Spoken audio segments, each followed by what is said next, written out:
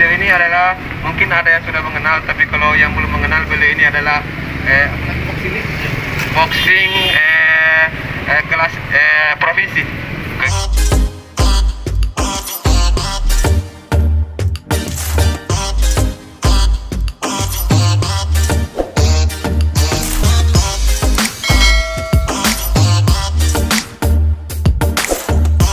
Assalamualaikum warahmatullahi wabarakatuh. Untuk rekan-rekan yang menonton video ini, silahkan untuk mengirim. Apabila ingin berdonasi melalui transfer, silakan untuk konfirmasi melalui nomor rekening yang tertera di layar. Ada juga nomor WA yang tercantum. Begini, sampai. Hari ini kita ditemani dengan Bang Wawan atau Arham Maulana. Beliau ini adalah, mungkin ada yang sudah mengenal, tapi kalau yang belum mengenal, beliau ini adalah boxing kelas provinsi.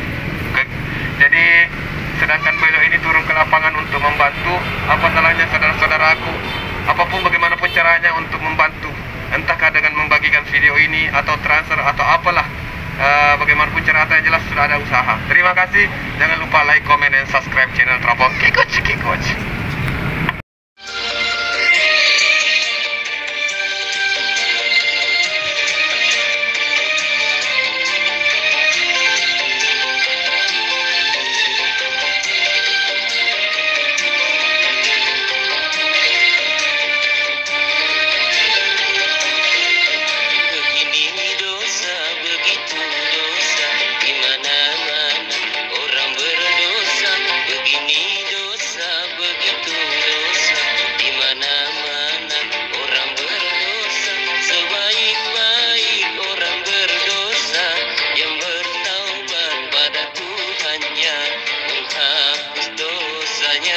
Dengan amal yang berguna.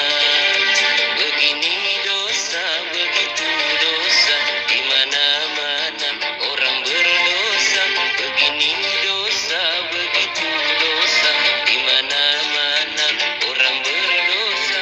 Sebaik-baik orang berdosa yang bertaubat pada Tuhannya, menghapus dosanya dengan amal yang berguna.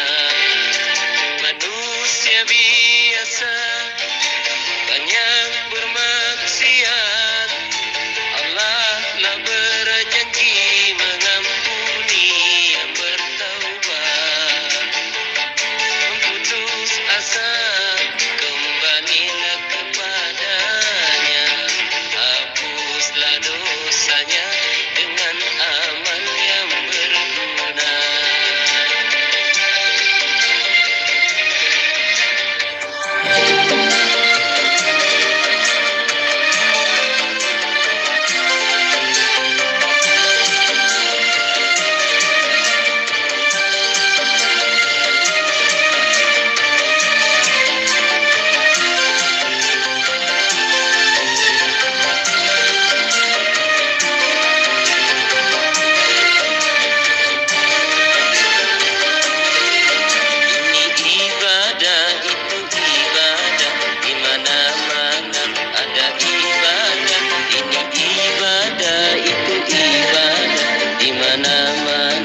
Ada ibadah, menuntut ilmu, mencari nafkah, makan minum, hidup di rumah.